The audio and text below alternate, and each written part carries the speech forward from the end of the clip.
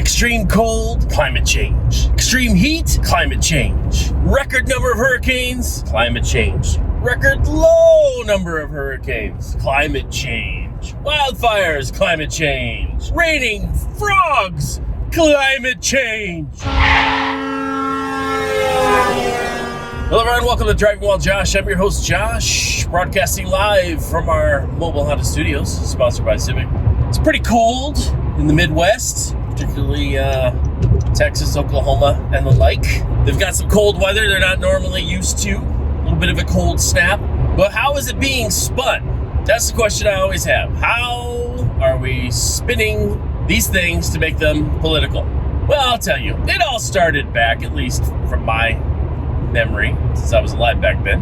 You know, back in the 70s, they had some cold winters. 79, I think, was a particularly cold winter. Big old blizzard, at least in the Chicago area, where I grew up, right before I moved there. But it was cold down in Oklahoma, where I was living at the time. Back then, you had people warning of global cooling, the next ice age. What were the warnings? Well, scientists were telling us, be warned, it's going to get colder. What does that mean? That means areas in the north and in the south are going to be like in this permafrost area, constantly cold, too cold to grow crops, and people are going to starve because there's not going to be enough food because of the cold. There's not going to be enough farmland to feed the people because of this next ice age, this global cooling period, as can be seen by these extreme winters, these harsh, cold winters that were coming. Now, even back in, I think, 74, 75, scientists, there were wildfires. Guess what? Back in 74, 75, there were wildfires in Australia. There are wildfires in California. Does that sound familiar? Only difference is, the ones that just happened here, at least in Australia and California, many of them were man-made. I know that wasn't reported much, but after they arrested around 200 people who were going around setting massive fires, burning wildlife and their habitat by the hundreds of thousands of acres, they stopped reporting on it. Now in California, I had a Facebook post that got fact-checked, or hey, this isn't actually true, which it was. I checked it before I posted it.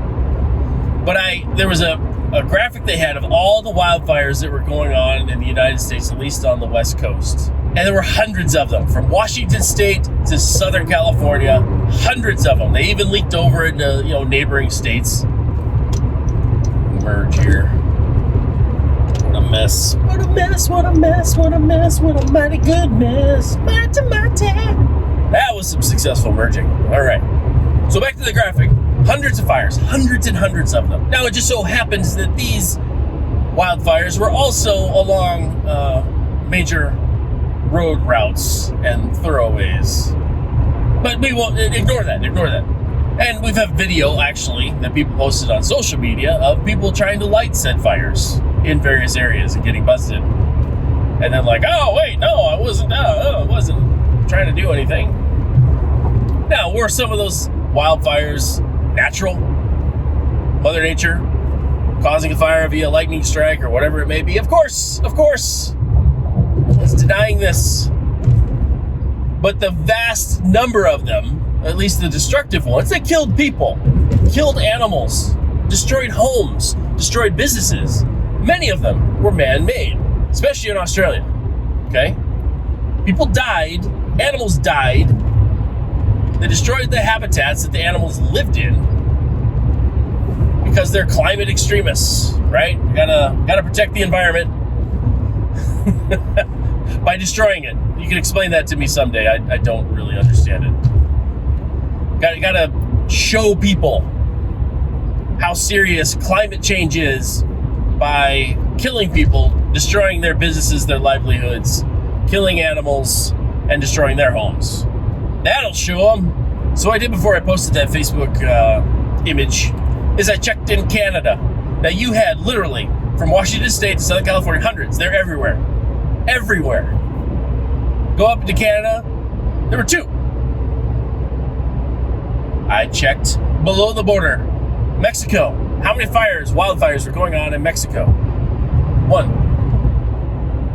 Now, Southern California and northern Mexico it's all the same. So it's amazing that climate change only happened within the U.S. border in the same environment that Mexico shares. Well, they only had one.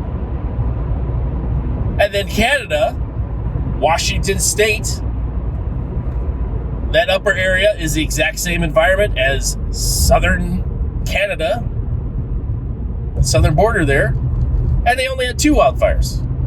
Whereas if you cross the border, they're everywhere. Why is that? Is climate change, does it respect borders?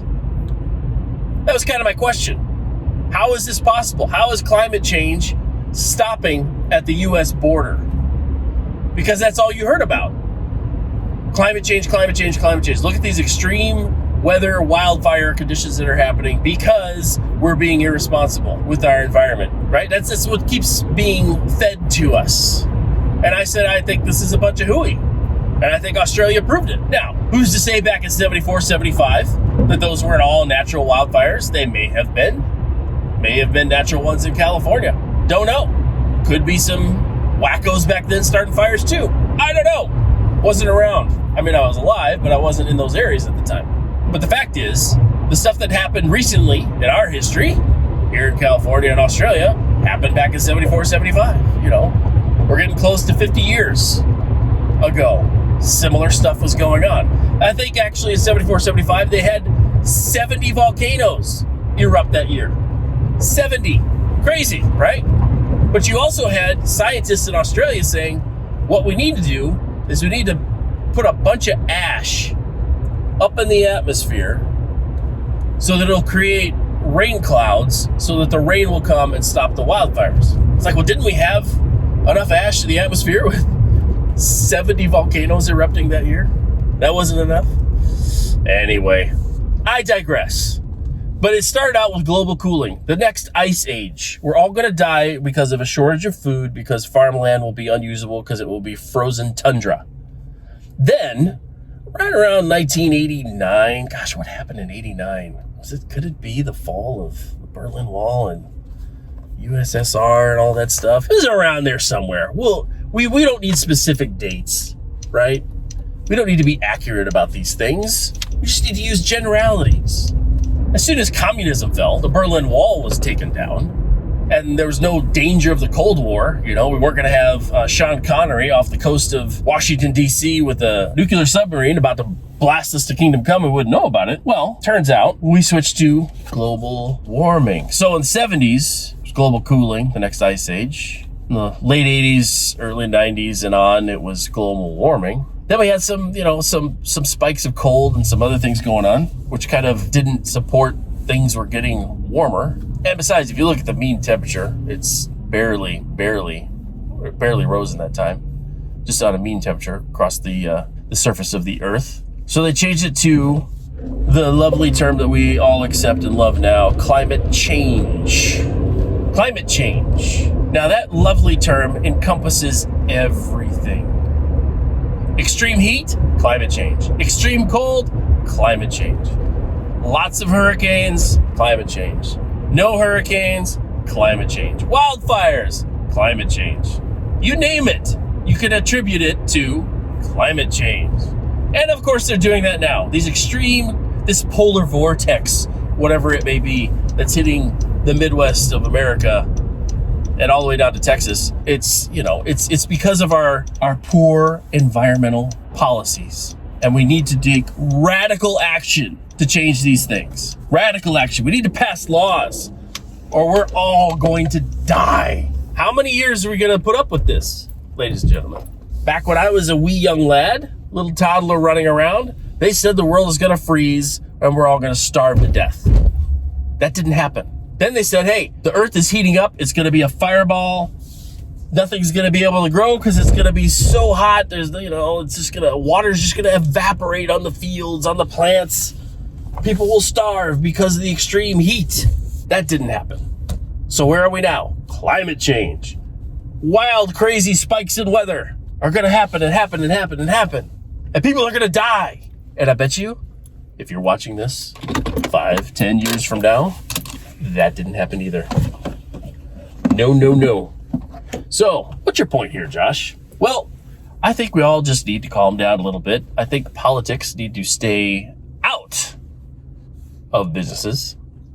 Namely, stuff like the Paris Accord, whatever it is that Trump got us out of. Now Biden's putting us back into. All that's going to do is cost Americans money. It's all about milking money from people. Look at Al Gore. Al Gore has made millions off of environmental stuff. Lost the election, started to use his cronies to do Green New Deal stuff and all these different laws that are passed. And of course, those benefited companies that he was involved in and invested in made a killing. Dude's made a lot of money off of environmental politics. And they look to him as this, environmental political savior. Meanwhile, he has massive houses and flies in private jets and does all these things that have massive carbon footprints. And nobody says a thing. So, is it global cooling? Is it global warming? Is it climate change? I'll tell you what exactly it is. We've got this big, shiny ball in the sky. It goes through 40-year cycles where it has times where it puts out a lot more energy and heat, and when it doesn't.